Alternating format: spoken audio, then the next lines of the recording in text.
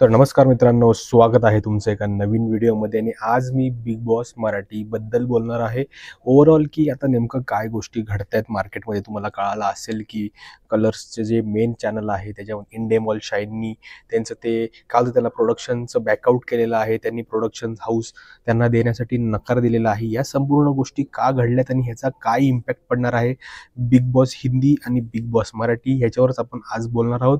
कारण की ज्या पद्धतीने ज्या गोष्टी समोर आलेल्या आहेत ना, त्या गोष्टी तुम्हाला सांगायचा प्रयत्न करतो. मी सर्वात प्रथम बिग बॉसचे जे काही मेकर्स आहेत आणि एंडेमॉल शाईन यांच्या प्रोडक्शन आणि चॅनलमध्ये असा वाद झालेला आहे की चॅनलचं खूप जास्तपैकी इम्पॅक्ट आहे ना, की डिसिजन बदलायचा किंवा फेवरेट कंटेस्टंटला पुढे न्यायचं, त्यानंतर वोटिंगमध्ये मॅनिप्युलेशन करायचं. या संपूर्ण गोष्टी ज्या आहेत ना, या संपूर्ण गोष्टी करायचा प्रयत्न तिकडे कलर्स चॅनल करत होतं आणि प्रोडक्शनला ते कुठं ना कुठं आवडत नव्हतं. आणि जास्तीत जास्त जसं जसे सीझन पुढे चालले होते तसं तसं अजून जास्त प्रकारे तिकडे गोष्ट पडली होती आणि म्हणजे वाढतच चालली होती. आणि ती कुठं ना कुठंतरी प्रोडक्शन हाऊसला आवडली नाही. त्याच्यामुळे इंडेमॉल शाईनने आता कलर्स सोबत काम करायचं बंद केलेलं आहे.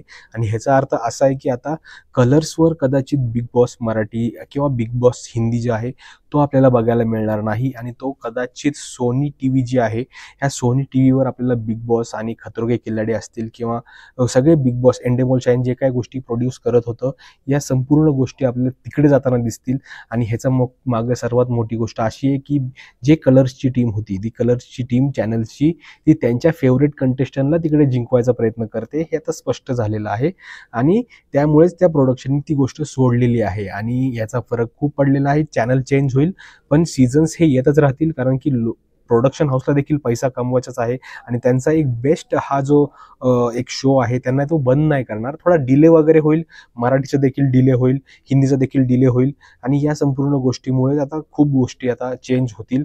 आणि येणाऱ्या काळामध्ये जे काही नवीन सीझन्स लॉन्च होतील ना, ह्याच्यामध्ये संपूर्णपणे वोटिंगवर गोष्टी होतील.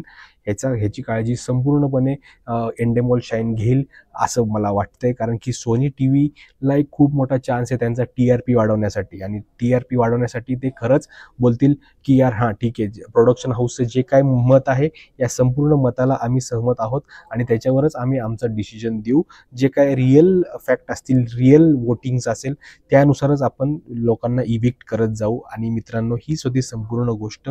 तुमचं मत काय? कलर्सनी चॅनलनी म्हणजे कलर्सच्या चॅनलच्या टीमनी हे जे काही केलेलं आहे, ज्याच्यामुळे एंडेमॉल शाईननी सोडलेलं आहे, त्याच्यावर तुमचं काय मत आहे ना, ते नक्की मला कमेंट करून सांगा. कारण की तुमचं मत हे खूप जास्त महत्त्वाचं आहे माझ्यासाठी. आणि शेवटी आता मत सगळ्यात जास्त महत्त्वाचं तुम्हाला एक गोष्ट सांगायची राहिली की जसं मला महत्त्वाचं आहे तुमचं मत, तसं एंडेमॉल शाईनला देखील महत्त्वाचं आहे. कारण की त्यांना एक संपूर्ण रिअल गोष्टींवर शो करायचा होता आणि ते आता त्यांनी ऐकलेलं आहे. मित्रांनो, तुमचं मत काय नक्की मला कमेंटमध्ये कळवा. तोपर्यंत भेटूया पुढच्या व्हिडिओमध्ये. तोपर्यंत जय हिंद, जय महाराष्ट्र.